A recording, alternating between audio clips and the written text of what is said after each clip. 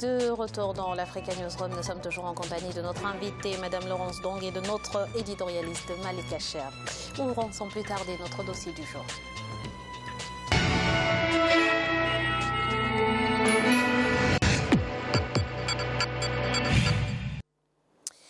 La littérature africaine est intimement liée à l'histoire socio-culturelle des pays du continent. Nombreux sont ceux et celles qui ont usé de leur plume pour contribuer à l'éveil des consciences. Côté femmes, on peut citer les Sénégalaises Mariama Ba et Aminata Sow Fall ou encore la Camerounaise Calixte Beyala.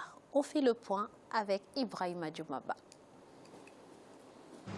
Depuis l'aube des indépendances, l'Afrique a connu plusieurs auteurs qui contribuent au renforcement de la littérature africaine. Parmi ces auteurs, il y a des femmes. Celles-ci se battent avec leurs plumes pour dénoncer les tares de la société. À travers les thèmes qui les inspirent, les femmes écrivaines africaines portent également le combat des droits de l'homme à travers les violences faites aux femmes. Parmi les femmes précurseurs, on peut citer les Sénégalaises Mariama Ba, Aminata Sow Fall et la Camerounaise Calixte Beyala.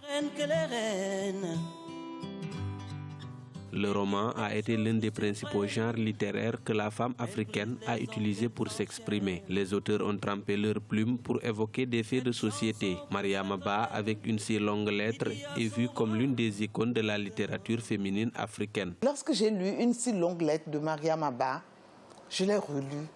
Je l'ai encore lu une troisième fois, pourquoi pas une quatrième fois, une énième fois. Et je dis, mais je peux écrire un livre comme Mariama Ba. La condition de la femme est la problématique la plus fréquente dans les publications des femmes africaines, notamment francophones. Parmi les thèmes récurrents, il y a le mariage et les droits des femmes. Le mariage par colis, comme son nom l'indique, c'est sur une sorte de mariage arrangé.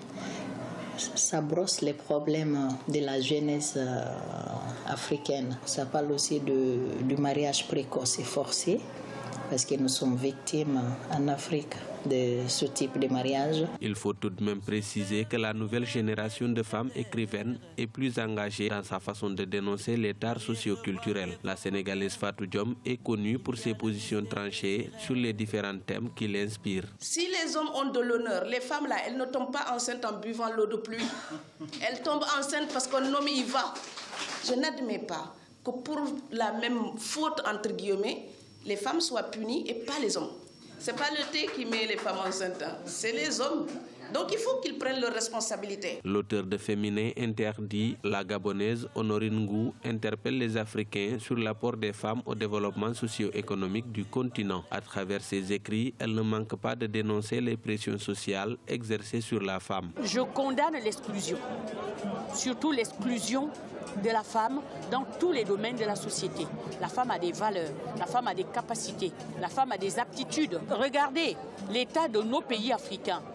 Nous sommes sous-développés parce qu'on exclut de nos sociétés la femme qui est à la limite, qui est une composante essentielle, qui est l'éducatrice. Le roman n'est pas le seul genre littéraire utilisé par les femmes africaines. La Burkinabé Sophie Edi Kam s'est forgée une réputation à travers la dramaturgie. Elle utilise le théâtre pour honorer la femme tout en abordant des questions d'actualité dans ses œuvres. Chaque personnage me permet d'ouvrir une fenêtre sur l'actualité africaine. Tico, le traumatisé de la guerre, me permet d'ouvrir une fenêtre sur la guerre. On a le faiseur qui permet d'ouvrir une fenêtre aussi sur les dictatures, la question de la démocratie en Afrique et comment ces dictatures se maintiennent au pouvoir. Et aussi c'est les signes qui posent une interrogation par rapport à la circulation des humains entre le nord et le sud. Malgré leur détermination et leur engagement, certains auteurs alertent sur la nécessité pour les femmes de s'engager dans la littérature. Selon elles, le ménage ne doit pas empêcher les femmes d'écrire. L'écriture féminine va encore plus se perdre dans les limbes de la recherche du pain quotidien et nous n'allons pas être nombreuses à présenter des œuvres au panthéon de la littérature béninoise. Et c'est dommage. Le 21e siècle est marqué par la percée des nouvelles technologies. L'écriture et la lecture sont impactées par cette percée fulgurante des TIC. Cependant, certaines férues de littérature estiment que le livre reste le meilleur outil d'apprentissage. Malgré la numérisation des savoirs par l'Internet et autres, le livre reste l'outil par excellence de transmission des connaissances, des savoirs. Le livre est indétrônable. À 76 ans, l'écrivaine sénégalaise Aminata Sow Fall a présenté son 9e roman le 25 mai à Dakar, soit son 12e ouvrage. Il est intitulé L'Empire du mensonge. La littérature féminine africaine s'exporte hors du continent. Plusieurs écrivaines se sont distinguées au cours des dernières années sur le plan international. C'est le cas notamment de la Mauricienne Natacha Apana, de la Camerounaise Calixte Beyala et de la franco-sénégalaise Marie Ndiaye. Pour rappel, Aminata Sow Fall a reçu le Grand Prix de la francophonie de l'Académie française pour l'ensemble de son œuvre. Alors, Madame Dong, dites-nous, à partir de quel moment les femmes africaines ont commencé à s'engager en littérature ? Les femmes africaines se sont engagées assez tôt. Il y a Jacques Chevrier qui a écrit un livre en 1984 qui s'intitule Littérature nègre, dans lequel il répertoriait la littérature nègre et la classait dans les catégories. Et dans cet ouvrage de 1984, il dit qu'il est trop tôt pour parler de littérature africaine parce que pour lui, les Africaines n'écrivaient pas encore. Alors que dès 1886, on a Émilie Rété qui a écrit Mémoire d'une princesse arabe parce qu'elle était princesse de Zanzibar. Dès 1886, on a Nélé Mariam du Congo belge qui a écrit Poèmes et chansons en 1942. C'était c'était déjà de la littérature engagée parce qu'elle dénonçait pour Émilie Rété l'esclavage. C'était un texte anti-esclavagiste. On a une institutrice togolaise qui a écrit en 1942 une autobiographie où elle disait « Je suis africaine, j'ai 20 ans ». Elle racontait son histoire. Et le premier roman africain écrit par une africaine, c'est Ngonda, qui a été écrit par Marie-Claire Matip en 1958, qui a été publié en 1958. C'est une Camerounaise. Donc on voit qu'avant les indépendances, déjà, les Africaines écrivaient, mais malheureusement, elles sont les pionnières, mais leur œuvre a souvent été reléguée aux oubliettes et on les a ressuscitées quelque part, comme si on ne connaît que celles qui ont commencé à écrire à partir de Mariam Abba, Aminata Sow Fall, mais avant, il y avait déjà, par exemple, ces femmes que je viens de vous citer. Alors, Malik, quel a été le rôle de ces femmes dans l'évolution des situations socio-culturelles sur le continent ? Vous savez, on est sur un continent où l'oralité a une place prédominante. Dans beaucoup de sociétés, l'oralité est quelque chose de prédominant face à la littérature. La littérature est finalement un moyen pour ces femmes, c'est ce que je pense réellement, c'est un moyen de lutte, de combat par rapport à, par exemple, une société patriarcale, une société qui ne lui réserve pas cette possibilité de s'exprimer. Et je ne dirais pas que la femme africaine est victime, au contraire, c'est une femme forte. Mais elle a utilisé souvent la littérature comme une arme plutôt qu'un moyen typique de raconter une histoire ou autre. C'est souvent le cas. Une arme, c'est-à-dire éveiller les consciences, internationaliser la question de la femme africaine. Pourquoi la femme africaine est souvent connue via le réseau de la francophonie et pas forcément via ce réseau-là local africain où elle a été, je dirais, popularisée. Parce que nos gouvernements africains n'ont pas forcément eu cette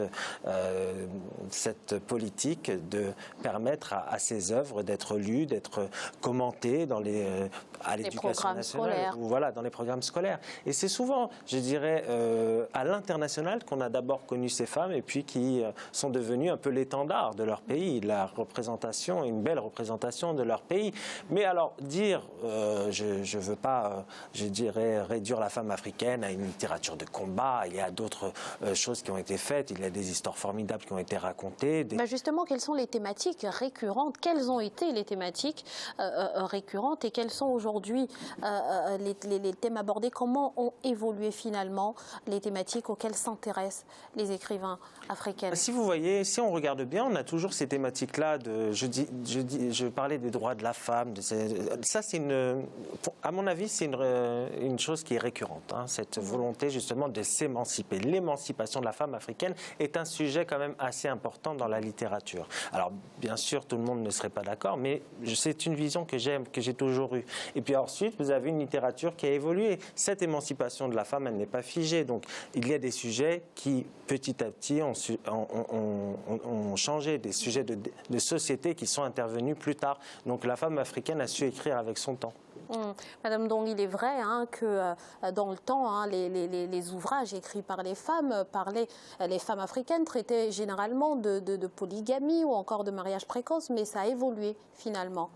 Pas que, parce que quand je regarde l'œuvre, par exemple, d'Aminata Sofal, on se rend compte que dans ses romans, elle a embrassé plusieurs thématiques, plusieurs problèmes sociaux. Par exemple, dans Le Revenant, elle parle de ce fait de société en Afrique où lorsqu'une personne a réussi, plus ou moins, toute la famille s'agrippe autour.